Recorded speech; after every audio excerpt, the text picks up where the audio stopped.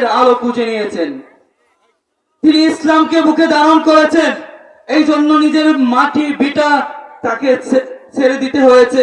পিতা মাতাকে পিতা মাতা বলে ডাকতে পারছেন না।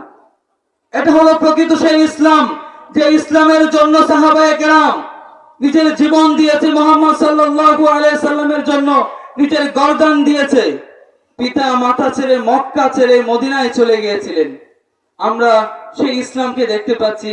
আমাদের পরিচিত মুখ, আমাদের সকলের সম্মানের পাত্র, আমাদের সকলের প্রিয় বক্তা, তিনি হলেন ভারত থেকে আগত আন্তর্জাতিক খ্যাতি সম্পূর্ণ মুফাসসিরে কুরআন ও বিশিষ্ট দায়ী নব মুসলিম হযরত মাওলানা আব্দুল্লাহ আল মুজাহিদ সাহেব দামাত বারকাতুম, কলকাতা, ভারত। এখন আপনাদের সম্মুখে মূল্যবান তাকরীর পেশ করবেন ভারত থেকে আগত আন্তর্জাতিক খ্যাতি সম্পূর্ণ মুফাসসিরে কুরআন ও বিশিষ্ট দায়ী নব মুসলিম হযরত মাওলানা আব্দুল্লাহ আল মুজাহিদ সাহেব দামাত বারকাতুম, কলকাতা, ভারত। আমি আন্তরিকভাবে এবং নিবেদিত আবেদন করছি হযরতকে মূল্যবান তাকরীর পেশ করার জন্য।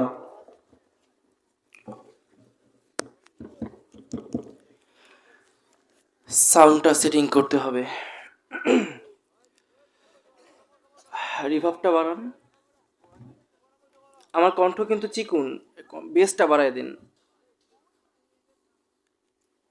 হ্যালো হ্যালো, রিভার্ব আরো বাড়ান।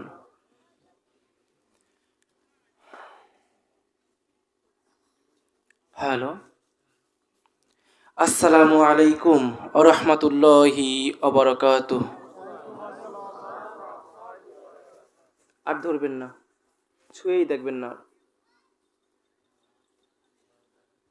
একটা জিনিস মাথায় রাখবেন, নেক্সট টাইম যখন কোনো মাহফিলে যাবেন লিপ টাচ আনবেন না।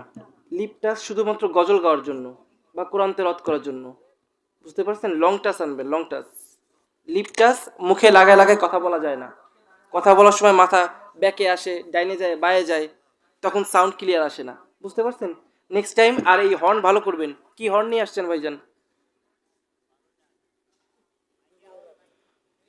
আল্লাহ, আমার তো এই হর্ন দেখে গলা বসে গেছে, দেখেই বসে গেছে। আমি কি কথা বলবো বলেন?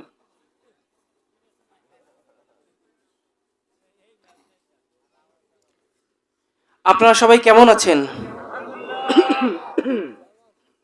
ভালো আছেন সবাই? রাত 12টা বেজে গেছে, আর এই হর্ন দেখে আমারও 12টা বেজে গেছে। তাই আমি খুব একটা কণ্ঠে প্রেশার দিয়ে কথা বলবো না, কারণ আমার কন্টিনিউয়াসলি প্রোগ্রাম আছে। যতটুকু সম্ভব আমি চেষ্টা করব ইনশাআল্লাহ। তবে নেক্সট টাইম আপনারা যারা আমাকে দাওয়াত দিবেন অবশ্যই সাউন্ড সিস্টেম ভালো আনতে হবে। আমরা যারা বক্তা আছি আমাদের জন্য খাওয়া দাওয়া, হাদিয়া, প্যান্ডেল এই সব কিছু থেকে গুরুত্বপূর্ণ হচ্ছে সাউন্ড। বিশেষ করে আমি সব কিছু মেনে নিতে পারি, সাউন্ড খারাপ হইলে আমার মাথার তার ছিঁড়ে যায়।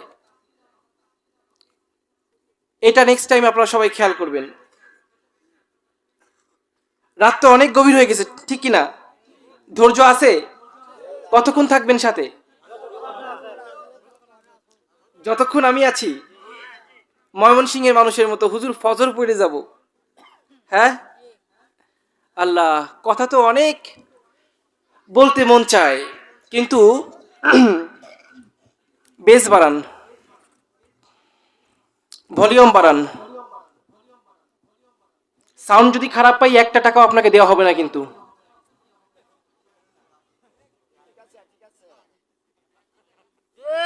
আর যেহেতু ভারত, আপনি কিন্তু আমাকে কিছু করতে পারবেন না, আন্তর্জাতিক আইনে কট খেয়ে যাবেন। তাই সাউন্ড ভালো করেন।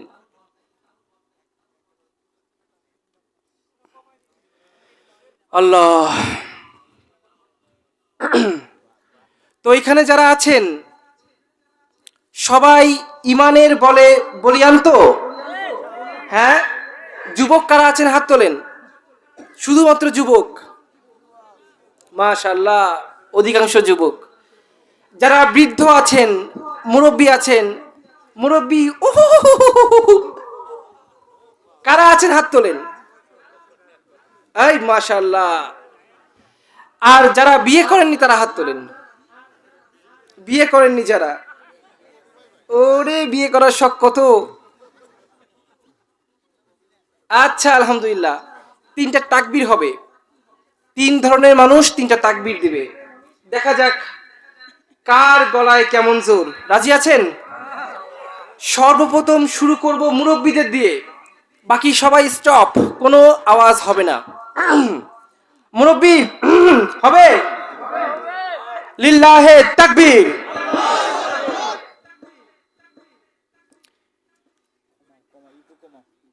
এরপর যারা যুবক আছেন তারা হবে।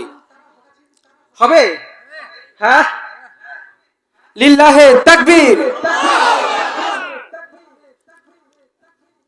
ইকো কমায় দিন। এইবার সবাই একসাথে লিল্লাহে তাকবীর। এই তাকবীর হচ্ছে শয়তানের জন্য একটা অ্যাটম বোমের মতো, ঠিক কিনা? যেখানে জনগণ ঘন ঘন তাকবীর দেয়, আল্লাহ তাআলার নামে নারা দেয়, নারায়ে তাকবীর বলে, শয়তান সেইখান থেকে পাদ মারতে মারতে দৌড় মারে। সুবহানাল্লাহ কইলেন না?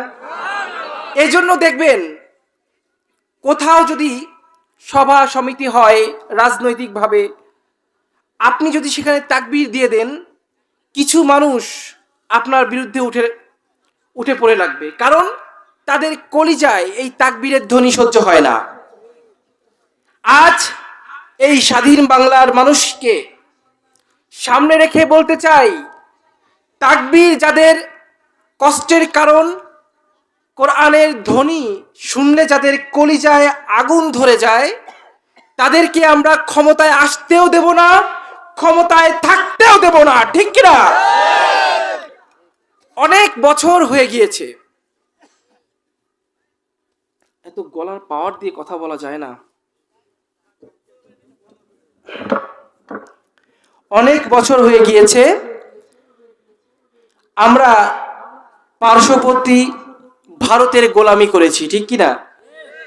গোলামি করেছি না? চাইলেও করেছি, না চাইলেও করেছি। কিন্তু এইবার সময় এসেছে ভারতের গোলামির শিকলকে ছিঁড়ে ফেলতে হবে, ঠিক কিনা মুসলমান? এই দেশের মানুষ কোনোভাবেই আর ভারতের মুখাপেক্ষী হতে চায় না। এই দেশের মানুষ ভারতকে দিয়েছে ইলিশ, বিনিময়ে তারা তিস্তার পানি পর্যন্ত আমাদের দেয় নাই, ঠিক কিনা বলেন? দিয়েছে অনেক সময় অনেক উপহার, বিনিময়ে তারা কখনো পানি ছেড়ে দিয়ে বন্যায় ভাসিয়ে দিয়েছে, কখনো পানি আটকে রেখে বাংলাদেশকে খরা মরুভূমিতে পরিণত করেছে, ঠিক কিনা? আবার তারা বলে তারা নাকি বাংলাদেশের বন্ধু। এইরকম বন্ধু থাকলে শত্রুর কোনো প্রয়োজন হয় না, ঠিক কিনা জোরে বলেন?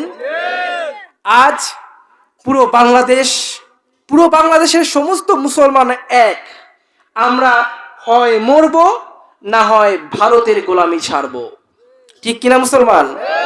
কোনোভাবেই কোনো অ্যাঙ্গেল থেকে আমরা আর ভারতের মুখাপেক্ষী হতে চাই না, ঠিক কিনা? যেহেতু রাত অনেক গভীর হয়ে গিয়েছে, কথা সংক্ষিপ্ত করে দিব। সাউন্ড অনেক কষ্ট হচ্ছে আমার কথা বলতে। ইন্নাল হামদালিল্লাহ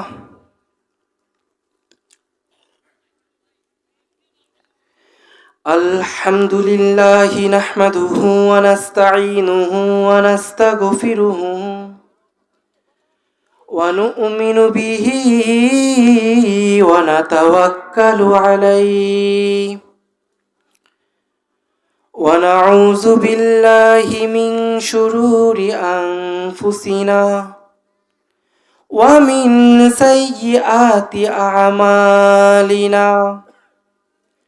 من يهده الله فلا مضل له ومن يضلله فلا هادي له ونشهد أن لا إله إلا الله وحده لا شريك له ونشهد أن سيدنا ومولانا محمد صلى الله تعالى وعلى آله وأصحابه وبارك وسلم أرسله بالحق بشيرا ونذيرا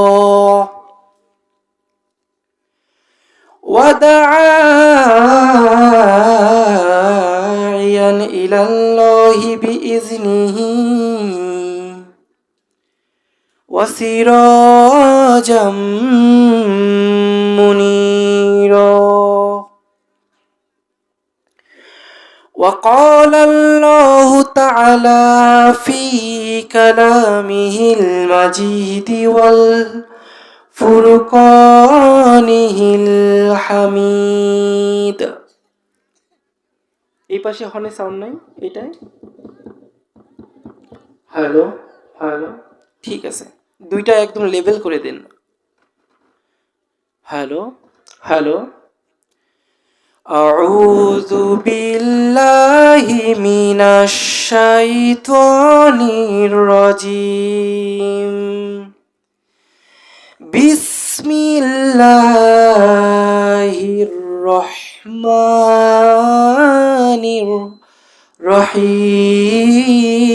الرحيم يا أيها الذين آمنوا هل أدلكم على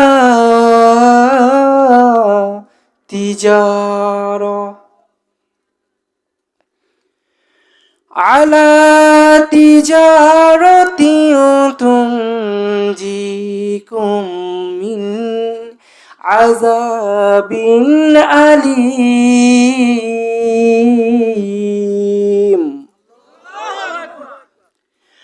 تؤمنون بالله ورسوله وتجاهدون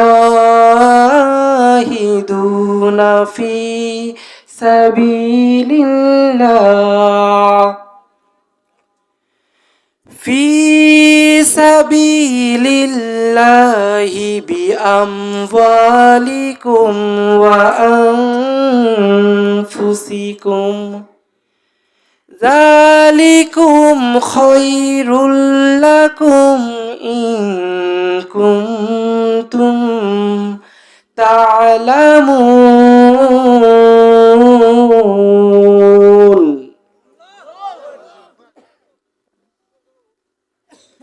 সদাকাল্লাহুল আযীম ঠান্ডা পানি কে দিল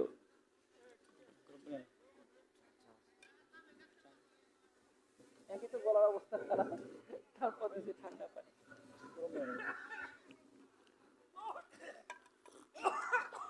এর আগে একটা মাহফিল থেকে চলেই আসছিলাম একমাত্র সাউন্ড খারাপ এই জন্য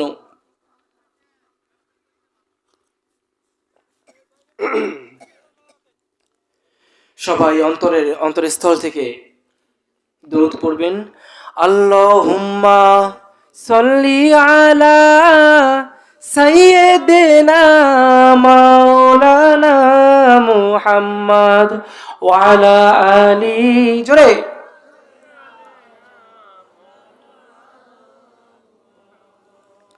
আল্লাহুম্মা সাল্লি আলা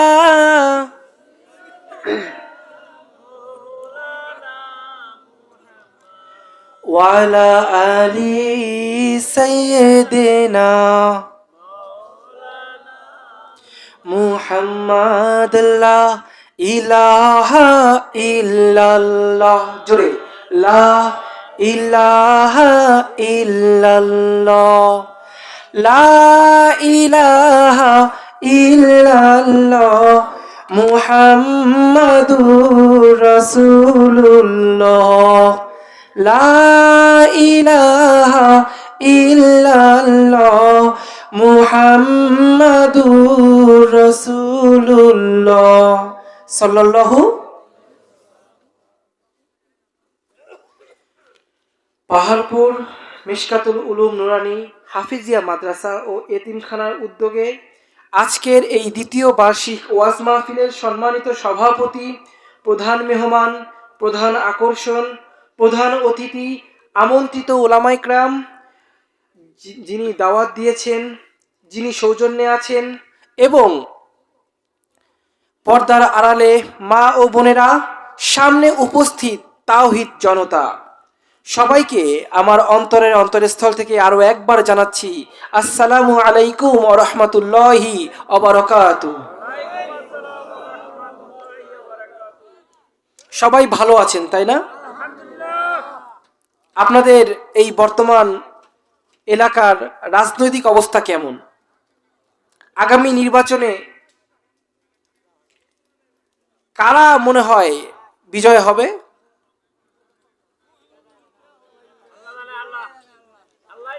আল্লাহ জানে তাই না? সবকিছু আল্লাহর উপর ছাড়া যাবে না। কিছু আমাদের দায়িত্ব আছে, ঠিক কিনা বলেন? আমাদের দায়িত্ব একটাই, আমরা নির্বাচনে তাকে ভোট দিব যে দেশ ও দশের জন্য কাজ করবে, ঠিক কিনা বলেন? দুর্নীতি করবে না। আমরা যারা মুসলমান আছি আমাদের ইমানকে আঘাত দিয়ে কোনো কথা বলবে না, আর পার্লামেন্টে গিয়ে কোরআনের বিরোধী কোনো আইন পাশ করবে না, ঠিক কিনা জোরে বলেন? শুধুমাত্র এই একটাই চাওয়া আমাদের নেতাদের কাছ থেকে, তাই না? আর বাজার মূল্য কম রাখবে। আমাদের সারাদিন পরিশ্রম করে 500 টাকা আয় করতে গেলে অবস্থা খারাপ হয়ে যায়, তাই না? কিন্তু এই 500 টাকা দিয়ে যখন বাজারে যাই তখন মনে হয় যেন ভিক্ষা করতে আসছি, ব্যাপারটা তাই না? জিনিসপত্রের এমন দাম, দাম শুনতেও লজ্জা লাগে। ভাই মাছের দাম কত? 700 টাকা কেজি। তখন আপনি কি করবেন বলেন? হ্যাঁ হ্যাঁ, তখন তো মাথা নিচু করে চলে আসা লাগে। হ্যাঁ, এখন এখন বোঝেন আমাদের রিজিকে কত কষ্ট হচ্ছে, তাই না? সামান্য কটা ভাত খেতে গিয়েও যেন আমাদের জিহ্বাটা বাইরে চলে আসে পরিশ্রম করতে করতে, ঠিক কি না? কিন্তু আপনি কি জানেন এই রিজিকের দায়িত্ব কার হাতে? কার হাতে বাবা? আমরা তো মুখে বলি রিজিকের দায়িত্ব আল্লাহর হাতে, কিন্তু আমরা কি এটা মনে প্রাণে মানি, বিশ্বাস করি? বিশ্বাস করি আমরা? না বাবা, আমরা শুধু মুখে মুখে বলি আল্লাহ আমাদের খাওয়ায়, মুখে মুখে বলি আল্লাহ আমাদের রিজিক দেয়, কিন্তু আমাদের বিশ্বাস এখন আল্লাহর উপর নাই। ওই পাশের বাড়ির হিন্দু ভাইটা বিশ্বাস করে লক্ষ্মী আমারে খাওয়ায়। আচ্ছা, লক্ষ্মী ওরে খাওয়ায়, ব্যাপারটা যদি তাই হয়, আমরা যারা মুসলমান আছি আমরা কি লক্ষ্মী পূজা করি? কিন্তু আমরা কি কেউ না খেয়ে মরি? লক্ষ্মী যদি তাকে সহায় সম্পত্তি দেয়, তাহলে আমরা যারা মুসলমান আছি আমাদের কি সহায় সম্পত্তি নাই? নাই কিনা বলেন? আছে না? কম হোক বেশি হোক আছে তো, কোটিপতিও তো আছে, আছে কিনা বলেন? তার মানে বাবা বুঝতে হবে ওই লক্ষ্মী ক্ষমতা নাই তার সহায় সম্পত্তি দেওয়ার, ঠিক কিনা? সমস্ত ক্ষমতা কার? ওই হিন্দু বাবাটা লক্ষ্মীর উপর ঈমান এনেছে, লক্ষ্মী তাকে খাওয়ায়, আর আপনি মুসলমান, আপনি ঈমান এনেছেন চাকরি আপনারে খাওয়ায়। চাকরি না করলে খাবো কি? এরকম ঈমান আমাদের মধ্যে আছে না? আছে না নাই বলেন? আচ্ছা, চাকরি কি আপনারে খাওয়ায়? হ্যাঁ, আহা, ওই হিন্দু বাবা বিশ্বাস করে লক্ষ্মী আমার রিজিক দাতা, আর আপনি বিশ্বাস করেন চাকরি আপনাকে খাওয়ায়। ওই হিন্দু বাবা যদি কাফের হয় তবে আপনি কি? বাবা খারাপ লাগে? হ্যাঁ, আমি তো হিন্দু থেকে মুসলমান হয়েছি, মুসলমান হওয়ার পর আমি সব কিছু ত্যাগ করেছি। এই জন্য আমি মানুষের মন জুগায়ে কথা বলি না, আমি সেই সব কথা বলি যা মুসলমানের কাজে লাগবে।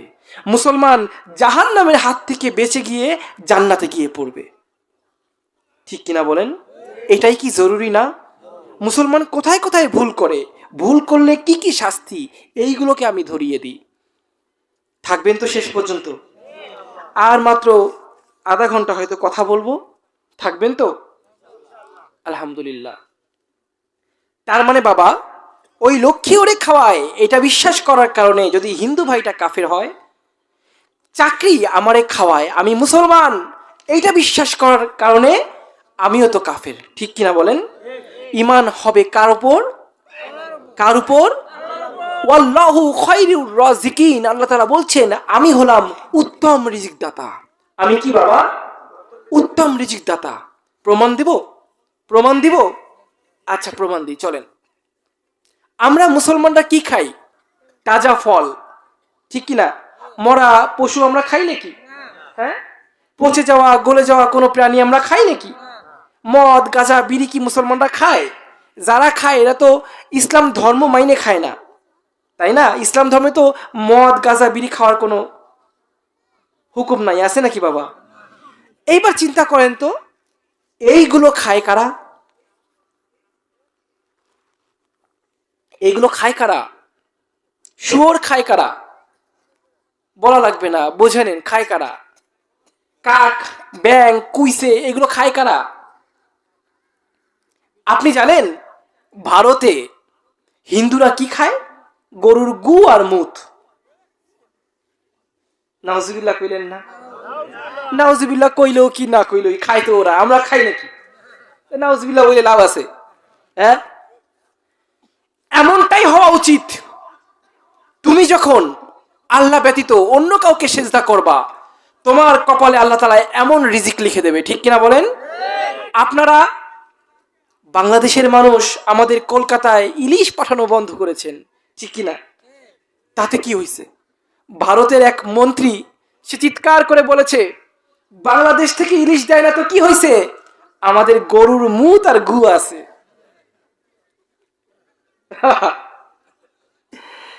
বাবা, আপনাদের কাছে রিকোয়েস্ট, অনুরোধ জানাচ্ছি, আজ থেকে গরুর গু আর মুত ফেলাই দিন না, প্যাকেট করে ভারতে পাঠাই দিন। ওরা একটু খাইয়ে বাসুক। ওরা একটু কি, গরুর গোবরের মধ্যে কি পাইছে আল্লাহই জানে। ওই গরুর গোবর দিয়ে তারা আলুর চপ বানায় খায়, গরুর গোবর দিয়ে তারা সাবান বানায়, শ্যাম্পু বানায়। কেউ কেউ আবার কাঁচা গোবর গায়ে মেখে রাত্রে ঘুমায় থাকে।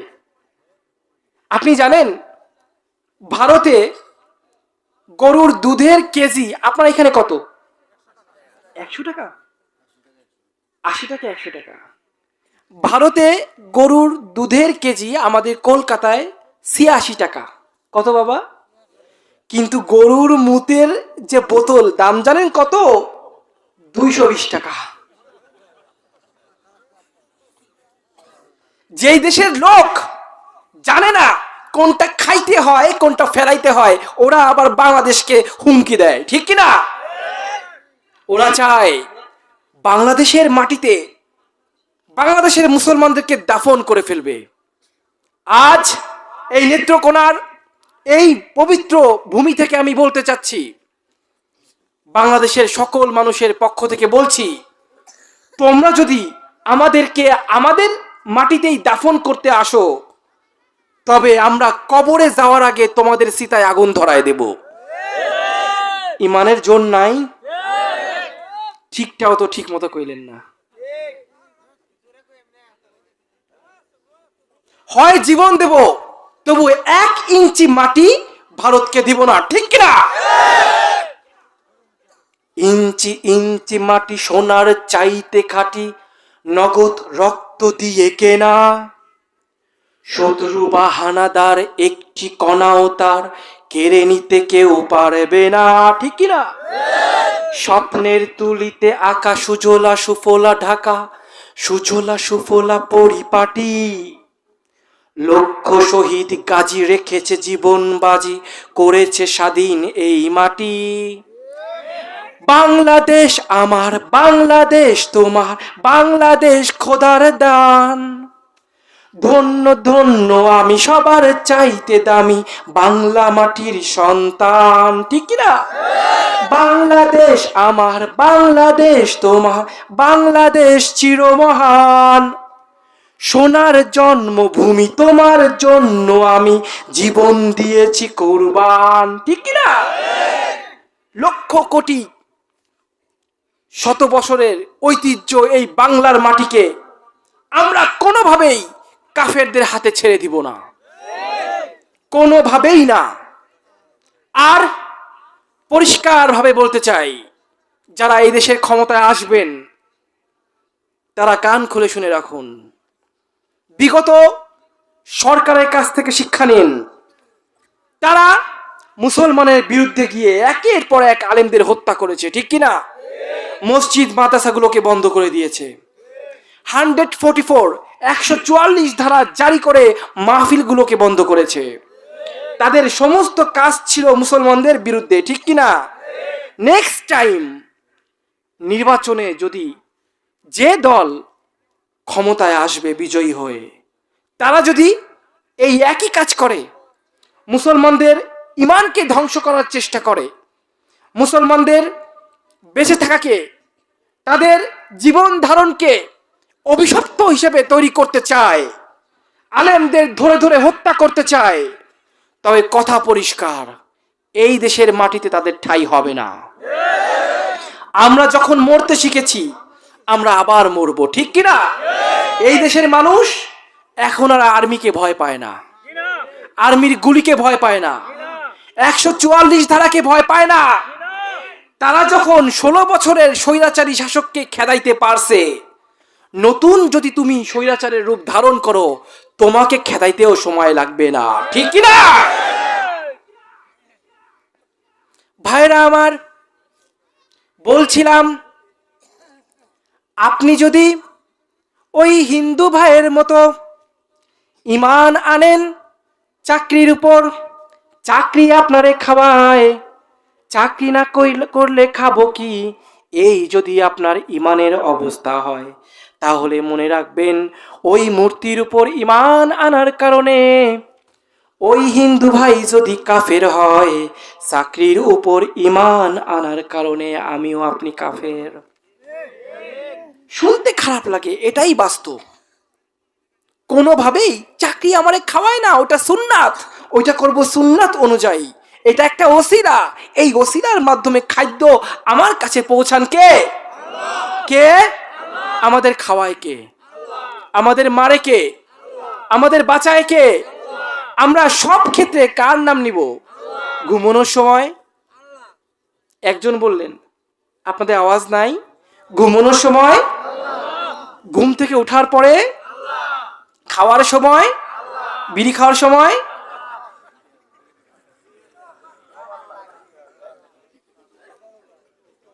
এটা কোনো কাম হইল? কোনো হারাম কাজ করার সময় আল্লাহর নাম নেওয়া যাবে না, এইটা একটা কুফরি। এইটা হচ্ছে কি বাবা? কুফরি। আমি আসবো এই আলোচনায়, তার আগে বলছিলাম, চাকরি আপনারা খাওয়ায়, আপনি কয় কেজি চাল খান রোজ? মাসে 30 কেজি চাল খায় কে কে আছে? হাত তোলেন। আল্লাহ, একজনও নাই। ও বাবা, যে খাবারের জন্য আপনি হালাল হারাম দেখেন না, কয়টা খাবার খাওয়ার জন্যই তো নাকি? আপনি কি জানেন একটা হাতি রোজ কত টন খাবার খায়? একটা হাতি রোজ 7 টন কলা গাছ খায়। কয় টন? সারা পৃথিবীতে মনে হয় একটাই হাতি আছে। হ্যাঁ, কয়টা হাতি আছে? আর সারা পৃথিবীতে জঙ্গল মনে হয় সুন্দরবনই আছে, আর নাই। হ্যাঁ, হাজার হাজার জঙ্গল আছে, তাই না? সেখানে লক্ষ লক্ষ হাতি আছে, তাই না? লক্ষ লক্ষ হাতি কত লক্ষ টন কলা গাছ খায়, চিন্তা করেন তো। এখন যদি প্রশ্ন করি, বাবা ওই হাতি কয় বিঘা জমিতে কলা গাছ চাষ করেছে? চাষ করে নাই। এ বাবা, একটা হাতিও কি না খেয়ে মরছে? ওদেরকে খাবার খাওয়ায় কে? হাতির কথা বাদ দেন, একটা তিমি, তার রোজ 100 টন মাছ লাগে। কত টন বাবা? সারা পৃথিবীতে মনে হয় একটাই তিমি আছে। হ্যাঁ, সমুদ্র মনে হয় একটাই। তাহলে হাজার হাজার সমুদ্রে কত কত লক্ষ তিমি মাছ আছে, আর কত কত লক্ষ তিমি মাছ কত কোটি কোটি টন খাবার খায় রোজ। এ বাবা, এদের খাওয়ায় কে? আজ পর্যন্ত কোনো তিমি না খেয়ে মরছে? তুমি সারাদিন এক পোয়া চাইল খাইতে পারো না, তাতেও তোমার খাবার খাওয়ার সময় হুঁশ থাকে না। হালাল হারাম যা পাও সেইভাবে খাইয়ে তুমি তোমার নিজের পেটটাকে জাহান্নামের আগুন বানাও, ঠিক কিনা? কয়টা খাবার খাওয়ার জন্য তো। এখন যদি প্রশ্ন করি বাবা, আমি বলেছিলাম ওয়াল্লাহু খয়রুর রাজিকিন, আল্লাহ হচ্ছে উত্তম রিজিক দাতা। তার একটা প্রমাণ দিয়েছি, আর একটা প্রমাণ দেখেন। আপনি যখন মায়ের গর্ভে ছিলেন তখন মনে হয় আপনি ডাক্তার ছিলেন, কোটিপতি, বিশাল ব্যবসায়ী, মন্ত্রী, এমপি, মিনিস্টার, জজ, ব্যারিস্টার? কিছুই না। লক্ষ লক্ষ টাকা হয়তো নিয়ে আইছিলেন, তাও না। এ বাবা, তখন আপনারা কে খাওয়াইছিল? কে খাওয়াইছিল? আপনার মা সকাল থেকে সন্ধ্যা রাত পর্যন্ত সমস্ত কাজ ঘরে করতো, ঠিক কিনা বলেন? সাউন্ড ভালো হইলে দেখাইতাম, সাউন্ড ভালো হইলে আরো দেখাইতাম। আমি তো টান দিতে পারতেছি না, টান না দিলে মজা লাগে? হ্যাঁ, টান তো দিতে পারতেছি না, এই জন্য কাটা কাটা ভাষায় কথা বলতেছি। হ্যাঁ, এর আগের বক্তা যারা ছিলেন তারা তো অনেক কষ্ট করে কথা বলে গেছেন, আমি তো শিল্পী মানুষ, আমার শক্তি যে পরিমাণ অত্যাচার হয়েছে আমার উপর, আমি যে বাইচে আছি এইটুকু আলহামদুলিল্লাহ বলেন।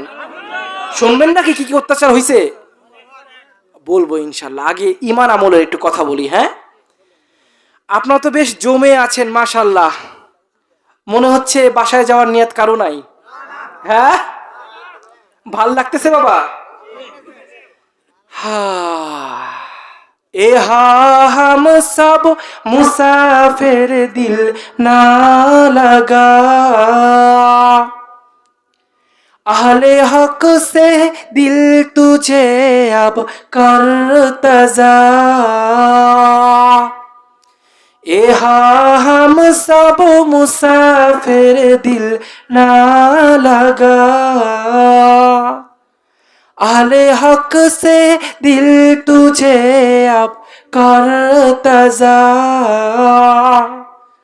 शाहो दौलत कुछ हकीकत में नहीं, जिंदगी में बंदगी तू कौन है, जिंदगी में बंदगी तू कौन है, जिंदगी बे बंदगी शर्मिंदा है। খারাপ লাগে বাবা? হ্যাঁ, অফ করে দেব, বন্ধ করে দেব, চলবে? বাবা আমার বলছিলাম, আপনি যখন মায়ের পেটে ছিলেন আপনার মা ঘরের সব কাজ করত, কিন্তু আপনার বাবা যখন জানতে পারলো আপনি আপনার মায়ের গর্ভে এসেছেন, সাথে সাথেই আপনার মায়ের যত্ন আপ্যায়ন বেড়ে গেল, ঠিক কিনা? ভালো ভালো খাবার খাওয়াতে শুরু করলো। আম, কাঁঠাল, আপেল, বেদানা, তরমুজ থেকে শুরু করে দুধ, ডিম, মাছ, মাংস সব আপনার মাকে খাওয়াইছে, তাই না? এ বাবা, এত খাতির শুরু হলো কেন? এতদিন তো মায়ের কোনো খাতির যত্ন ছিল না।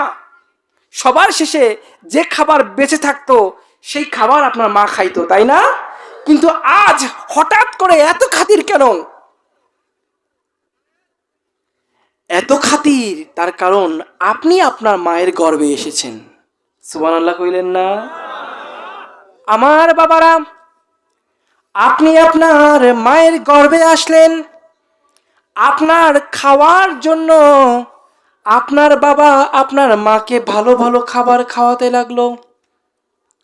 এখন যদি প্রশ্ন করি, আপনার বাবা কি আপনারে খাওয়াইছে?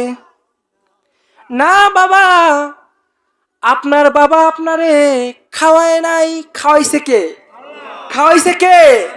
কিন্তু দুনিয়ায় আসার পরে আমরা ভুলে যাই আল্লাহকে। ঠিক কিনা জোরে বলেন?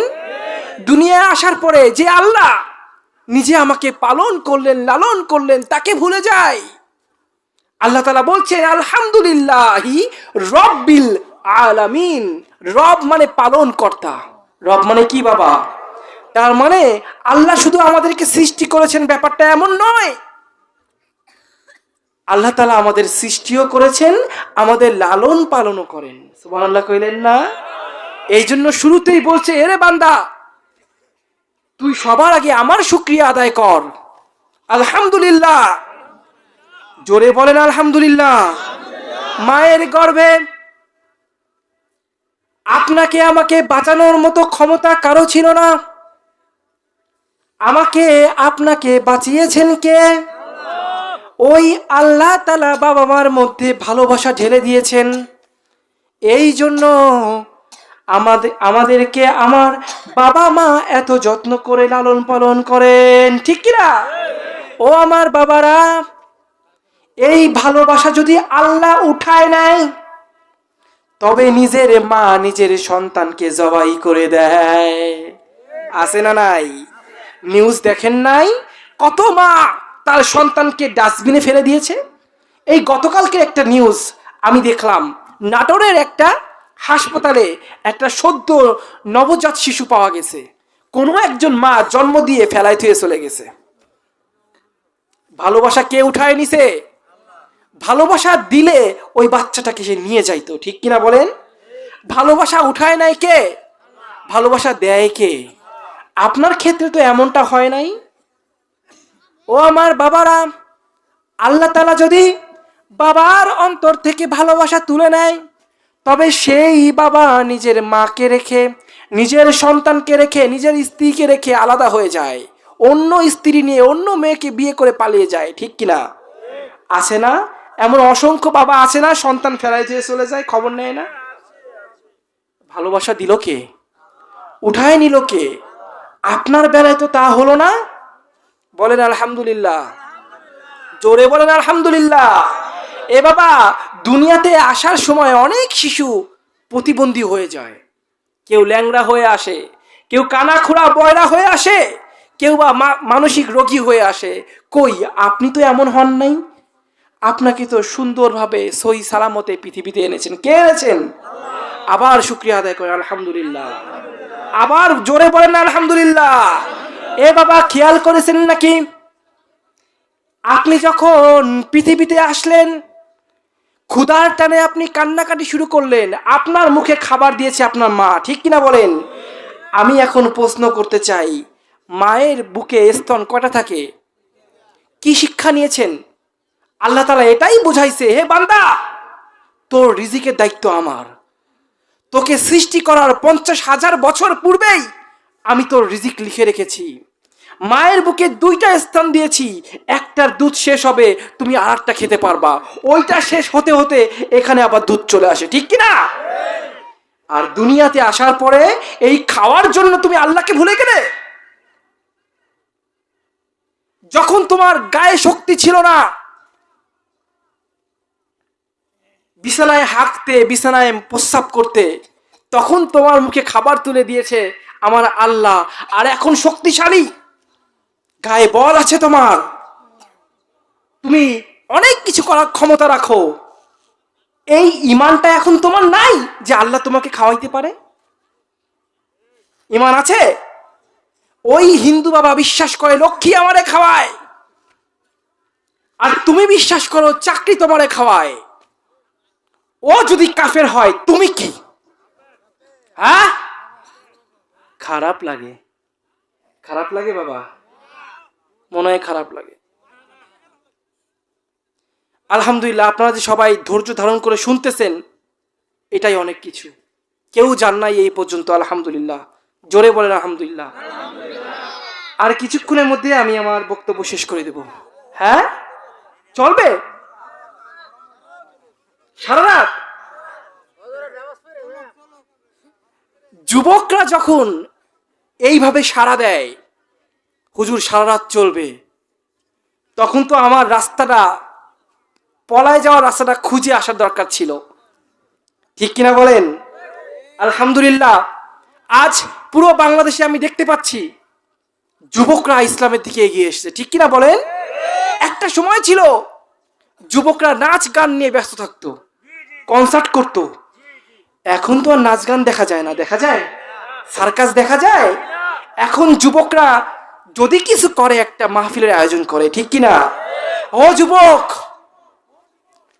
সেদিন বেশি দূরে নয় যেদিন তোমার হাতে, এই দেশে তোমার হাতে কালেমার পতাকা পথ পথ করে উঠবে, ঠিক কিনা? বলছিলাম চাকরি আমারে খাওয়ায় না, ওটা হচ্ছে সুন্নাত। ওটা কি? জোরে বলেন, ওটা কি? এ বাবা, চাকরি হারানোর ভয়ে আমরা আলেমরা পর্যন্ত হক কথা বলি না। ভুল বললাম? অনেক হুজুর আছি আমরা, হক কথাগুলো বলি না, জালেমের বিরুদ্ধে কথা বলি না। এর বড় প্রমাণ 16 বছর আপনারা দেখতে পেয়েছেন। যারাই কথা বলেছে তাদেরকে আটক করা হয়েছে, ঠিক কিনা বলেন? এই আটক হওয়ার ভয়তে অনেকেই চুপচাপ ছিল। কিছু কিছু আলেম জেলে যাওয়াকে ভয় পায়।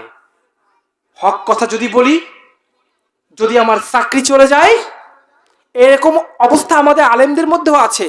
তবে সবাই না, ইল্লা মাশাআল্লাহ, এমনও কিছু আলেম আছে যাদের ইমানের উপর টিকে আছে এই পুরো বিশ্ব, ঠিক কিনা? আমাদের ভারতবর্ষে একবার ঘোষণা করা হলো পবিত্র কোরআন শরীফকে ব্যান্ড করা হবে। এই কোরআন যার কাছে পাওয়া যাবে, এই কোরআন যে ধরবে, যে পড়বে, তাদেরকে যাবজ্জীবন কারণ দেওয়া হবে। বলেন নাউজুবিল্লাহ, জোরে বলেন নাউজুবিল্লাহ।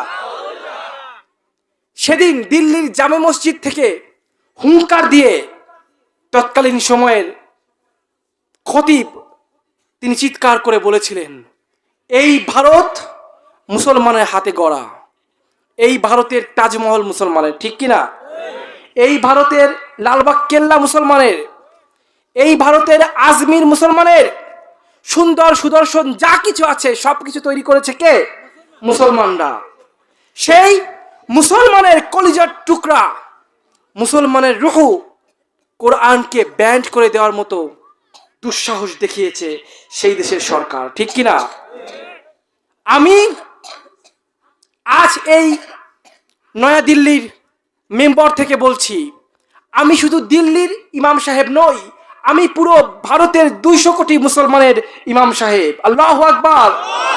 আমি হুঙ্কার ছেড়ে বলছি, যে জজ এই রায় ঘোষণা করবে, আগামীকাল থেকে কোরআনকে ব্যান্ড করে দেওয়া হলো, সেই জজকে আমি পায়ের নিচে পিষে ফেলে তার জিহ্বাটাকে টেনে ছিঁড়ে ফেলবো। আল্লাহু আকবার। এর নাম ঈমান। এর নাম কি বাবা? ঈমান। এর নাম কি? আমরা যারা আলেম আছি, আমরা যদি বিশ্বাস করি, হক কথা যদি বলি, চাকরি যদি না পাই, হক কথা বলার কারণে যদি আমাকে চাকরি থেকে বের করে দেয়, তাহলে বাবা আমাদের ক্ষেত্রে ওই একই রুলস, একই বিষয়। ওই হিন্দু ভাবা যদি কাফের হয়, আমিও কি? আপনি হতে পারে আলেম, আপনার ঈমান থাকবে কার উপর? আলেম হইলেই নয়। আপনি জানেন জাহান্নাম সর্বপ্রথম উদ্বোধন করবে কিছু আলেম। জাহান্নামে সবার আগে যাবে আলেম। কোন আলেম? ওলামায়ে সু, যারা হক কথা বলে না, বোবা শয়তান যারা। তবে আলহামদুলিল্লাহ বাংলাদেশে অধিকাংশ আলেম হক কথা বলে, ঠিক কিনা? জোরে বলেন। বাংলাদেশে অধিকাংশ মাদ্রাসায় হকের বাণী উচ্চারণ হয়, ঠিক কিনা? আল্লাহ তাআলা আমাদের সবাইকে হকের উপর থাকার তৌফিক দান করুন। জোরে বলেন আমিন। আরো জোরে বলেন আমিন। এ বাবা, খারাপ লাগে আমার বয়ান শেষ পর্যায়ে? হ্যাঁ, শেষ করতে হবে বাবা, 1 ঘন্টা হয়ে গেছে।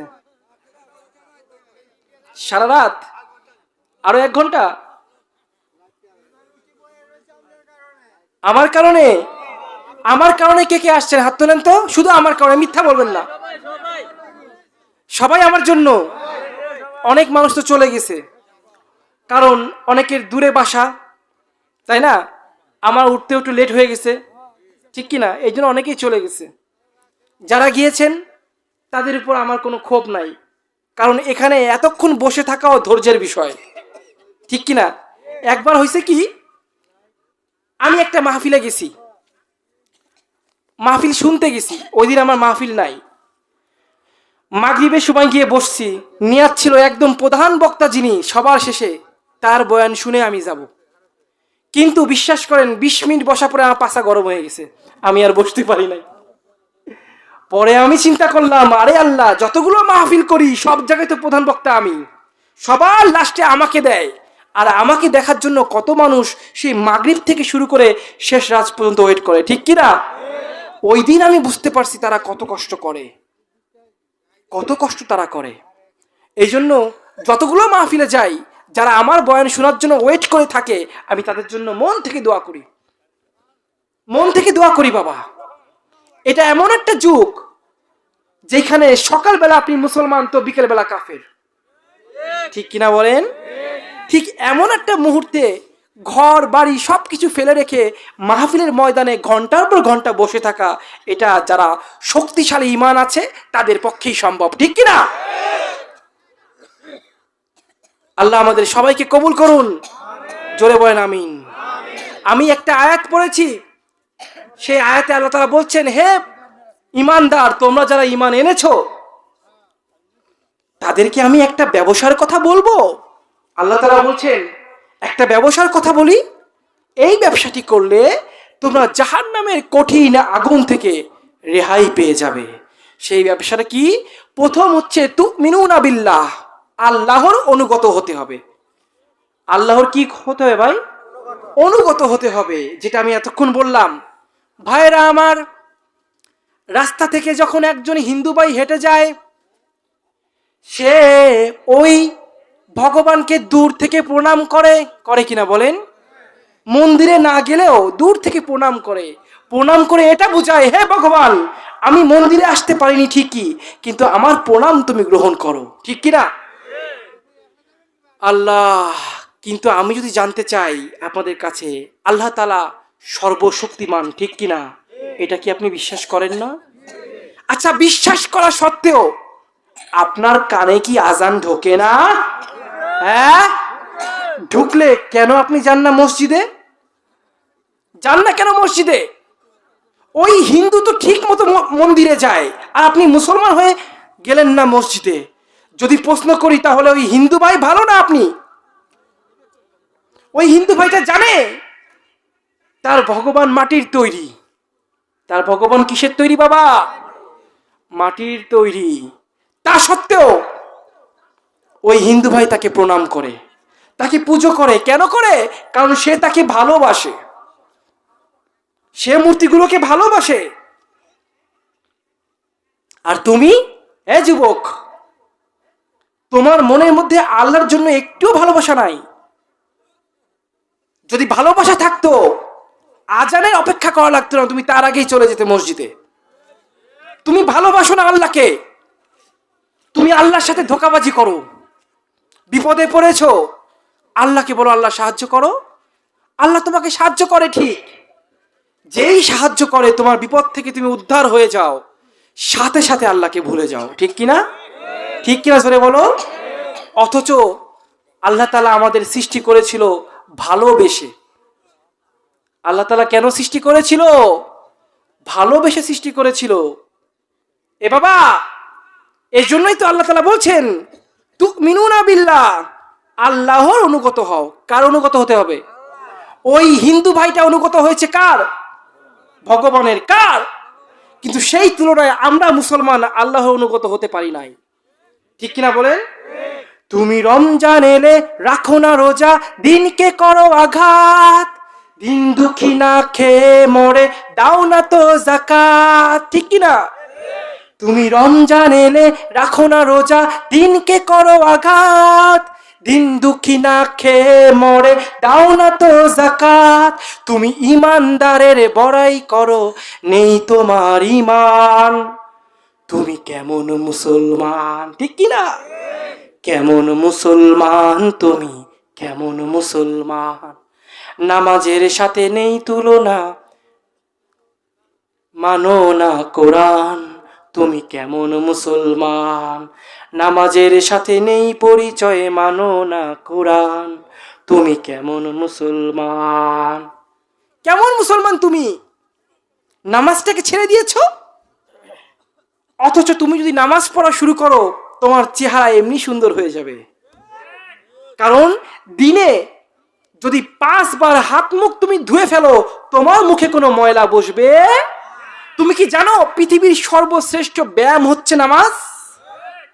তুমি নামাজ পড়ো, তোমার কোনো রোগ বালাই হবে না, সহজে হবে না। কারণ নামাজ পড়লে প্রতিটা গিরায় গিরায় ব্যায়াম হয়।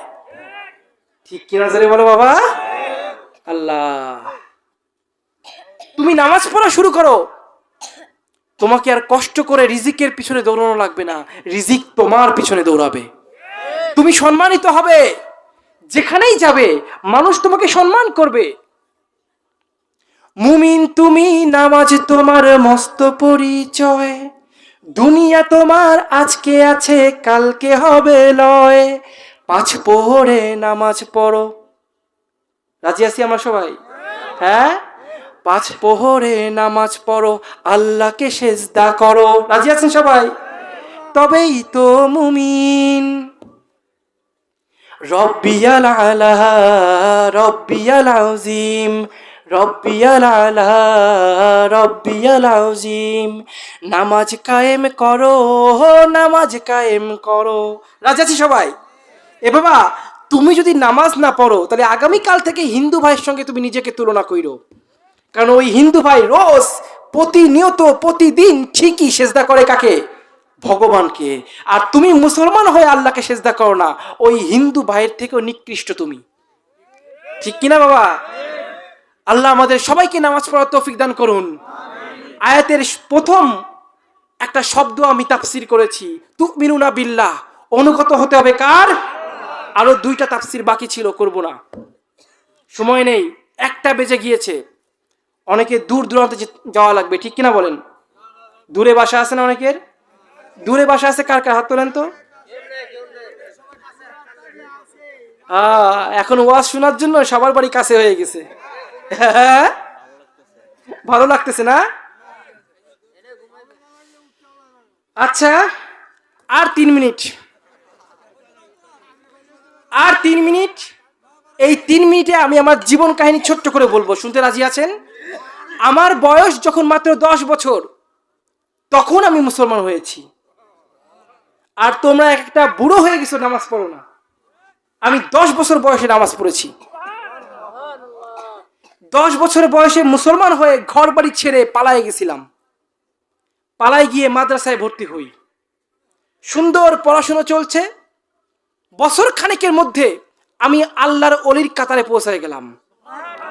এত পরিমাণ ইবাদত আমি শুরু করে দিয়েছিলাম যে মাদ্রাসার হুজুররা পর্যন্ত আমাকে শ্রদ্ধা করে কথা বলতো। আমি এমন অনেক কিছুই ফিল করতে লাগলাম আধ্যাত্মিক জগতের।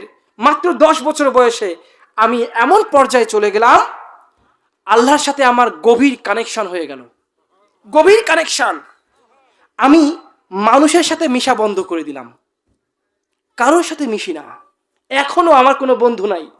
শুধুমাত্র মাহফিলের সময় আপনি আমাকে দেখতে পাবেন, আর পুরো বছরে আপনি দেখতে পাবেন না। বাসায় খাবারের দাওয়াত করছেন, আমি নাই। বিয়েতে দাওয়াত করছেন, আমি নাই। কোথাও আপনি আমাকে কোটি টাকা দিয়েও আনতে পারবেন না। শুধুমাত্র মাহফিলের সময় আমার চেহারা আপনি দেখতে পারবেন। এই ছাড়া পুরো বছর আপনি আমাকে খুঁজেই পাবেন না। পুরো বছর আমি একাকী নির্জনে পরিবারকে সময় দিই, না হয় আল্লাহর ইবাদত করি। সুবহানাল্লাহ বলেন। ওই ছোটবেলার অভ্যাস আজও রয়ে গিয়েছে। আমি যখন দেখেছি আল্লাহর ইবাদত করতে যদি হয়, তবে মুসলমানের সাথে, বর্তমানের যে মুসলমান, এদের সাথে মিশা যাবে না। এরা একত্র হলে 5-6 জন বন্ধু একত্র হলে বিড়ি খায়। আমি তো 5 ওয়াক্ত নামাজ পড়ি, আল্লাহর ইবাদত করি, আমি কি করে ওর সঙ্গে মেশবো? ঠিক কিনা বলেন? এরা 5-7 জন একত্র হলে মোবাইলে খারাপ ভিডিও দেখে। আমি তো আল্লাহর ইবাদত করি, আমি কি করে ওদের সাথে মিশবো? এইসব চিন্তা করে করে মাত্র 10 বছর বয়স থেকে আমি একদম আলাদা হয়ে গিয়েছি। আসমানের দিক তাকায় বলতাম, হে আল্লাহ, আমার পরিবারে মাত্র 3 জন। কয়জন? 1 আল্লাহ, 2 রাসূল, 3 নম্বরে আমি। এই সারা পৃথিবীতে আমি আর কাউকে চোখে দেখি না। সুবহানাল্লাহ বলেন। কারোর সাথে মিশা নাই, কারোর সাথে কথা নাই। আপনি জানেন, এটা নিজের অহংকার করছি না, আমি ইসলামটাকে কত কষ্ট করে ধরে রেখেছি যুবক, এটা আমি তোমাকে বলতেছি, কারণ তুমিও আল্লাহর সাথে মোহাব্বত তৈরি করো। আজকে এখানকার সম্মানে আমি সম্মানিত হয়েছি না বলেন? যেখানে যাই মানুষ আমাকে ভালোবেসে বুকে জড়িয়ে নেয়, আমার যোগ্যতার কারণে নয়। আমি ভালোবাসি কাকে? কাকে ভালোবাসি? আল্লাহকে ভালোবাসি। আল্লাহ আমাকে ভালোবাসে, তাই আপনারাও আমাকে ভালোবাসেন। আপনি যখন আল্লাহকে ভালোবাসবেন, আল্লাহ যখন আপনাকে ভালোবাসবে, পুরো পৃথিবীতে আপনি যেখানে যাবেন সবাই আপনাকে বুকে জড়িয়ে নেবে। কিন্তু আমার কপালে বেশি দিন এই আল্লাহওয়ালা গিরি আর থাকলো না। আমি ক্লাসের টপ ছাত্রে পরিণত হলাম। আমরা যারা কওমির ছাত্র, যারা দর্সে নিজামির ছাত্র, তারা এটা ভালো করে বুঝবো। আমাদের উর্দুখানা আছে, ফার্সিখানা আছে, ঠিক কিনা? আমাদের মিজান আছে, নাহমিন আছে, এরকম বিভিন্ন ধাপ আছে। আলিয়া মাদ্রাসায় আবার এগুলো নাই, ওটা ভিন্ন। আমি যখন মিজানের ছাত্র, তখন থেকে আমার কপালে একটা ঝড় চলে আসলো। কি চলে আসলো বাবা? ঝড় চলে আসলো। আমার মুসলমান হওয়ার কাহিনী তো শুনলেন না, খালি পালায় আসার কাহিনী বললাম মাঝখান থেকে। মুসলমান হওয়ার কাহিনীটা বলি শুরু থেকে, অল্প একটু।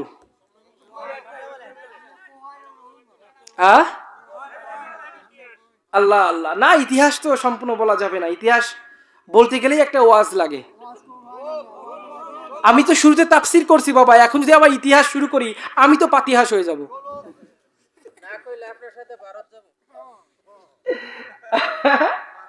কালকে দুর্গাপুর যায়েন, দুর্গাপুর মাহফিল আছে আমার। আর এরপর যখন আনবেন ইনশাল্লাহ আমি আপনাদেরকে আমার জীবন কাহিনী ফুল শোনাই দেব। আমার জীবন কাহিনী হচ্ছে এই তুমিনুনা বিল্লাহ ওয়া রাসূলিহি ওয়া তুজাহিদুনা, এই তিনটা। আমি যে আয়াতটা তাফসীর করছি, এই তাফসীরটা করেই আমি আমার জীবন কাহিনী বলতে পারি। আল্লাহু আকবার বলেন। কারণ এই তিনটা জিনিসই আমি আমার জীবন কাহিনীতে প্রমাণ করেছি, আমার জীবনে প্রমাণ করেছি। 1 নম্বরে আল্লাহর অনুগত হয়েছি, 2 নম্বরে রাসূলের অনুগত হয়েছি, আর 3 নম্বরে জিহাদ করেছি, যুদ্ধ করে বেঁচে আছি। ঠিক কিনা বলেন? এই তিনটা ব্যবসা আমি আল্লাহর সাথে করছি। তার মানে মনে হয় আমি জান্নাতে, সেলসালায় যাবো জান্নাতে? আরে বাবা না, জান্নাত এত সহজ না। মৃত্যুর আগ পর্যন্ত কি ঘটে এটা আল্লাহই জানে। সকালে আমি আল্লাহওয়ালা, বিকেল হতে হতে আমার কপালে কি আছে এটা আল্লাহই জানে। ঠিক কিনা? হযরত ওমর রাদিয়াল্লাহু তাআলা আনহু কান্নাকাটি করছেন। এক সাহাবী বললেন, হে ইয়া খলিফা, ইয়া আমিরুল মুমিনিন, আপনি কাঁদছেন কেন? আপনি তো 10 জনের মধ্যে একজন যারা জান্নাতের সার্টিফিকেট পেয়েছে। ঠিক কিনা? হযরত ওমর বলছেন, যে আল্লাহ সার্টিফিকেট দিয়েছেন ওই আল্লাহ সার্টিফিকেট কেড়েও নিতে পারে। আমার বেলায় ঠিক এমনটাই হয়েছিল। আমাকে আল্লাহ তাআলা যেমন আল্লাহর ওলি বানিয়েছিলেন, ঠিক তেমনি আমার জীবন থেকে আল্লাহ সব কেড়েও নিয়েছিলেন, আবার আল্লাহ তাআলা সব ফিরাই দিয়েছেন। সুবহানাল্লাহ বলেন। কি যে মর্মান্তিক কাহিনী! হিন্দু থেকে মুসলমান হলাম, আবার হিন্দুদের পেশারে পড়ে অত্যাচার সহ্য না করতে পেরে হিন্দু হয়ে গেলাম, আবার সেখান থেকে এইবার মুসলমানে ফিরে আসলাম। কত ভয়ঙ্কর, কত মর্মান্তিক! 1-2 বছর না ভাই, হাজার হাজার মানুষ মুসলমান হয়, কিন্তু 10 বছর বয়সে কয়জন মুসলমান হয়? হ্যাঁ, ছোট বাচ্চা অবস্থায় কয়জন মুসলমান হয়?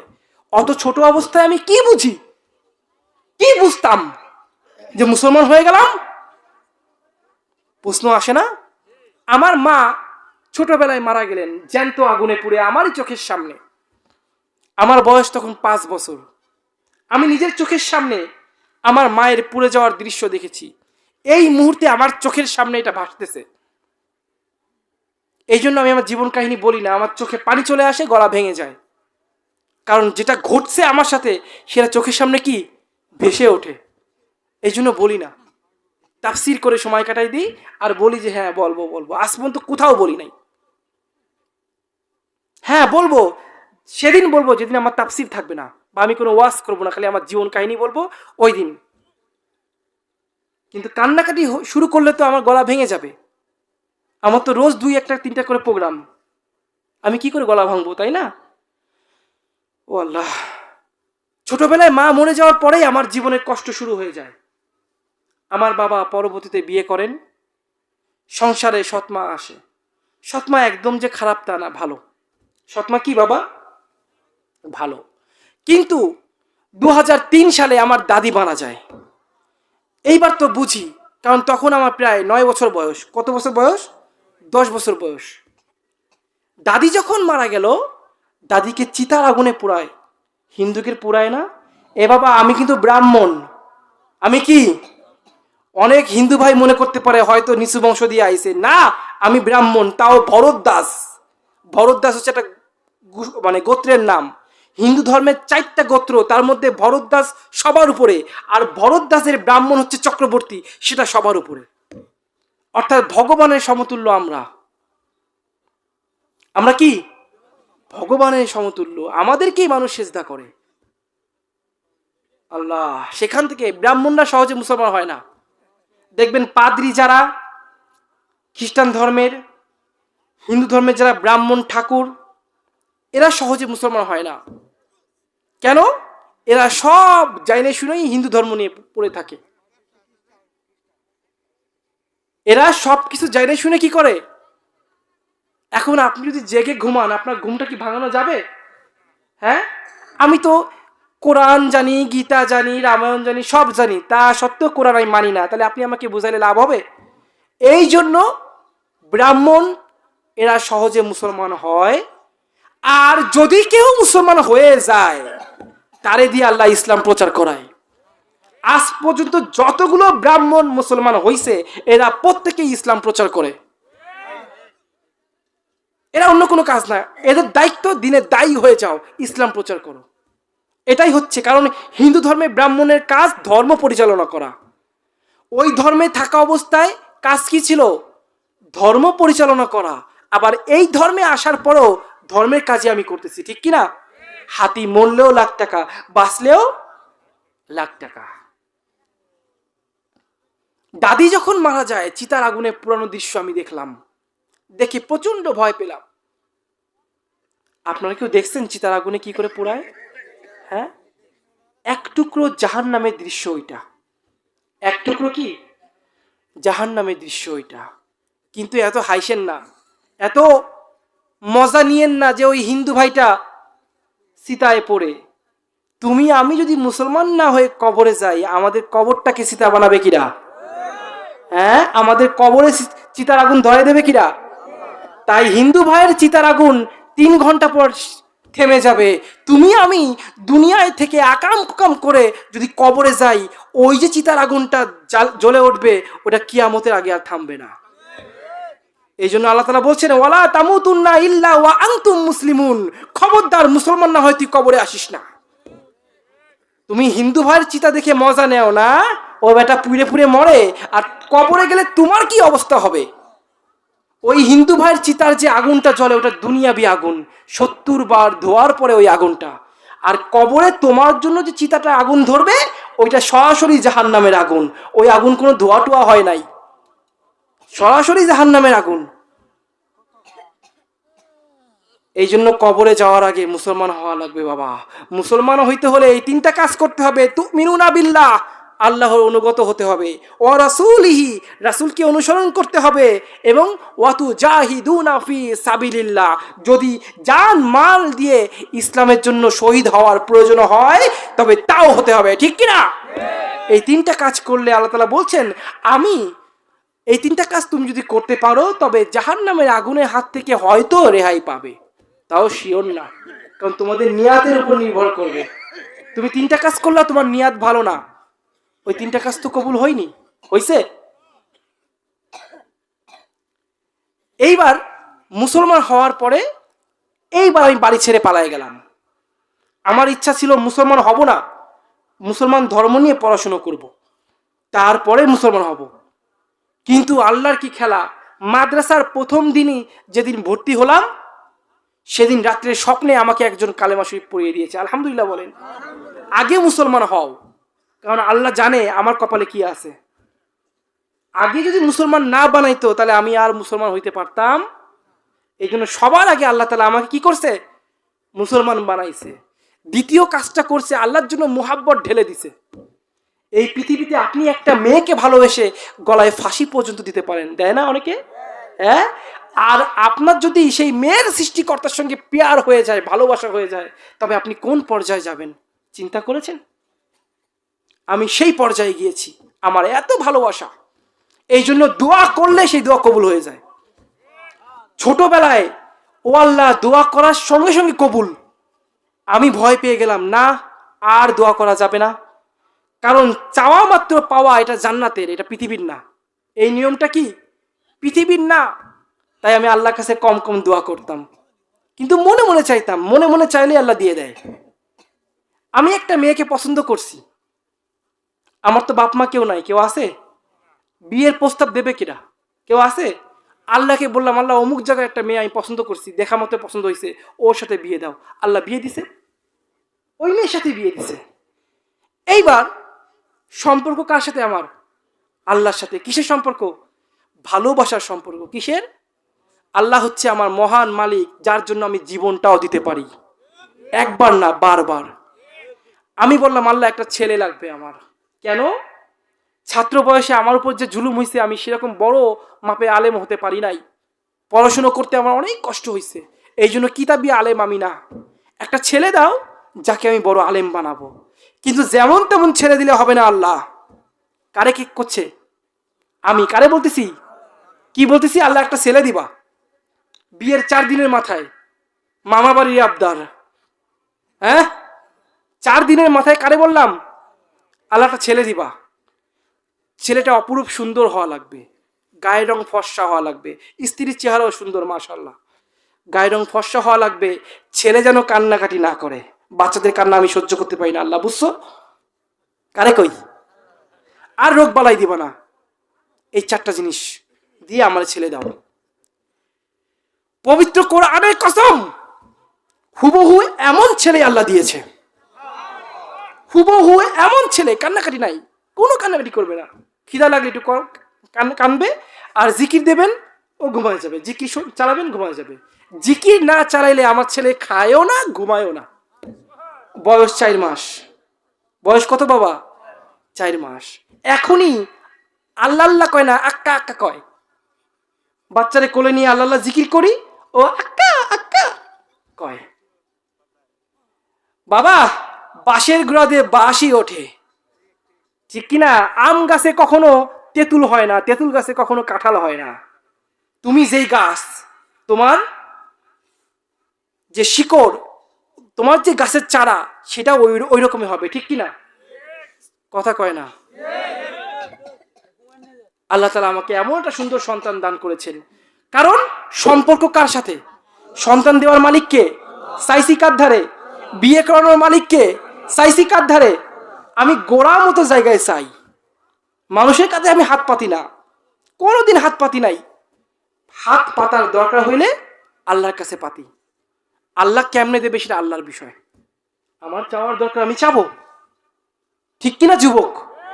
আল্লাহ তাআলাকে তুমি চাবা, বিপদে পড়েছো টাকা চাবা। সাহাবীরা জুতার ফিতা ছিঁড়ে গেলে সেইটাও আল্লাহর কাছ থেকে চাইয়ে নিত। তুমি আমি পাই না কেন? কারণ আমরা তুমিনুনা বিল্লাহ, আল্লাহর অনুগত না, আল্লাহর অনুগত হতে পারি নাই। যদি হতাম তবে চাওয়া মাত্রই পেয়ে যেতাম বাবা। যেটা আমার সাথে হয়, আমি কি আল্লাহর ওলি? না, তা বলছি না, কিন্তু আমি আমার আল্লাহকে ভালোবাসি রে বাবা, যার কারণে দীর্ঘ 18 বছর নির্যাতন সহ্য করেও আমি ইসলাম ত্যাগ করি নাই, ফিরে আসছি আল্লাহর কাছে। এমন ভয়ঙ্কর অত্যাচার হয়েছে, বাথরুমের মধ্যে আটকায় রাখছে হিন্দুরা। আমি বাথরুমের মধ্যে আসমানে দিয়ে তাকায় বলছি, হে আল্লাহ, এই কুফরি বান আমাকে মেরে ফেললো ধীরে ধীরে। ছাত্র অবস্থায় কুফরি বান মেরে আমাকে আধা পাগল করে ফেলেছিল। এখন তোমরা যারা ছাত্র আছো, সর্দি কাশি হলেই বাড়ি দৌড়াও, হ্যাঁ? আর আমি আধা পাগল হয়ে মানে মাদ্রাসার দুয়ারে দুয়ারে ঘুরছি, তবু মাদ্রাসা সাইডে যাইনি। আজকে যে প্রধান বক্তা হইছি সব জায়গায়, এমনি এমনি না রে বাবা, আমার অনেক কাঠ খড় পোড়ানো লাগছে, তারপরে আল্লাহ আমাকে কবুল করছে। ছাত্র ভাইরা, মাদ্রাসাকে ভালোবাসো, মইরে যাও তবু ছাড়বা না মাদ্রাসা। রাজি আছো? হ্যাঁ? আমি এমনটাই করেছিলাম। এমন এমন 3টা কুফরি বান মারছে, যার একটা মারলেই মানুষ মারা যায়। আমারে 3টা বান মারছে, তবু আমার মোটে কাহিল করতে পারে নাই। কেন? ওই যে আমল ভালো ছিল, কঠিন আমল করতাম। এই জন্য কুফরি বান ধীরে ধীরে প্রায় 8টা বছর ধীরে ধীরে আমাকে ক্ষতি করছে এবং এক পর্যায়ে বাড়ি ফিরাই নিছে। সেখান থেকে আবার ঘর বাড়ি ছাড়ছি, আবার আপনাদের মাঝে এসেছি। এইবার কোর্টে গিয়ে একদম ত্যায্য পরিবার করে দিয়েছি। ইসলামের জন্য কি না করলাম। এর নাম কুরবানি। একটা গরু কুরবানি করলেন, আবার সেই গোশত নিজেই খাইলেন, এর নাম কুরবানি না। প্রকৃত কুরবানি কে আল্লাহর জন্য কতটুকু ত্যাগ করতে পারে। চিন্তা করো মুসলমান, তুমি ইসলামের জন্য কতটুকু কুরবানি দিয়েছো। তোমার ঘরে পোলাও বিরিয়ানি তো ঠিকই খাও, তোমারই পাশে মাদ্রাসায় এতিমরা ডাল খায়, আলু ভর্তা খায়, আর তুমি পোলাও বিরিয়ানি খাও। তুমি ওইটা কি খাও? ওটা তো মুখে ওঠার কথা না। আল্লাহর প্রতি যদি ভালোবাসা থাকতো, আগে খোঁজ নিতা এতিমরা কি খায়। ঠিক কিনা মুসলমান? এতিমদের খাওয়ার পর খাবার থাকলে তুমি সেটা খাইতা, যেটা আমি করে থাকি। আমি যদি কখনো ঘরে পোলাও বিরিয়ানি রান্না করি, সবার আগে রাস্তায় দাঁড়িয়ে থাকি কোনোটা ভিখারি পাই কিনা। ভিখারি না পাইলে ভিখারি খুঁজে আইনে ওরে দিয়ে তারপর আমি খাই। তুমি কেন করো না? কারণ বাড়ির ধারের ঘাস গরু খায় না বাবা। জন্মসূত্রে মুসলমান তো, চাইছো আর পাইছো, ব্যাস। এই জন্য ইমানের কোনো মূল্য তোমার কাছে নাই। যে ইমানের জন্য তুমি কিচ্ছু করতে পারো না, ওই ইমানের জন্য আমি 1000 বার শহীদ হতে পারি। সুবহানাল্লাহ বাড়ি যে কই। ভাইরা আমার, আসুন ইমানের যত্ন নেই, আল্লাহর অনুগত হই, রাসূলকে অনুসরণ করি, আর ইসলামের যদি প্রয়োজন হয় ইসলামের জন্য জীবনটাও দিব ইনশাআল্লাহ। আল্লাহ তাআলা আমাদের কবুল করুন। জোরে বলেন আমিন। আরো জোরে বলেন আমিন। ওয়া আখিরু দাওয়ানা আনিল হামদুলিল্লাহি রাব্বিল আলামিন। আসসালামু আলাইকুম ওয়া রাহমাতুল্লাহ।